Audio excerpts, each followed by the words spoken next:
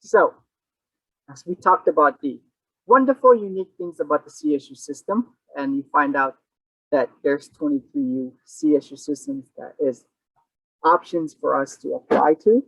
Another program that you need to kind of good to understand and apply for us, we begin our application this October for applying for these wonderful campuses is the Education Opportunity Program. This program is designed and administers and support programs that deliver access and retention services to historically low income and educational disadvantaged students. So what that means is that their EOP is basically another Boys and Girls Club, but for college students. This provides, tutoring, case management. They provide support services where if you need additional help, printing, and all those wonderful things, they provide that to you if you get into the program. Aside from the support service that they provide, they also provide you guys monetary every year. So they provide you guys a stipend if you get into the program so you can use for books and any wonderful things that you guys would like to use the money for if given to you. However, it's very, very tough to get into because you have to be historically low income to apply for EOP and education disadvantage. You have to be a first generation student. And, it really provides support system for those who are at disadvantage. And, a little bit of mission statement for the EOP. It states that the Educational Opportunity Program serves as a primary vehicle for the CSU in increasing the access to academic excellence and retention of California historic and research students. So this program really, really generates and provides support to students who are in need.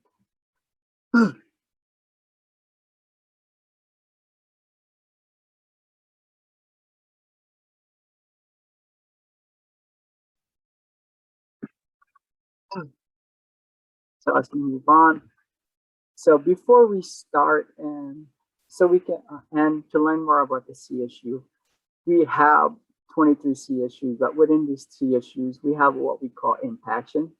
Impaction is when too many qualified applicants want to go to a school or major, but the school does not have enough space or chairs.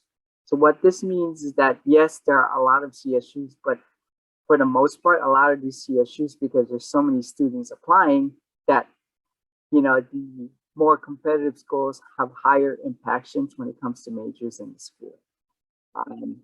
That's why, it's good to be able to pre-plan your college application and the college applications that you are applying to. So we can choose and pick which schools are more impacted, which schools are not. So we have our safety schools and we have our schools that we want to get into.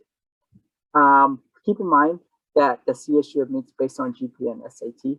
So that's what we call the eligibility index. And I can tell you guys that more as we move into this presentation. Within the how to calculate the eligibility index, it's GPA times 800 times your SAT highest CR plus math. However, due to COVID, within a lot of these changed the last 2 years because the CSUs, because they're turning blind with SAT, ACT scores. The eligibility index now is just a matter of, having to complete your A2G and having a 2.5 GPA when in your 10th and 11th grade. And so, like as we talked about, when it comes to the A2Gs, we here at the College Bound program, we help identify what you need to apply to when it comes to the UCCSU. We break down your A2G requirements as far as how many years of social science you need to take, how many English classes you need to take in high school, how many math, science, language other than English, visual performing arts, and additional elective courses. We, meet with you guys and sit down for, we reserve a time to sit down with you guys to kind of look at your transcripts.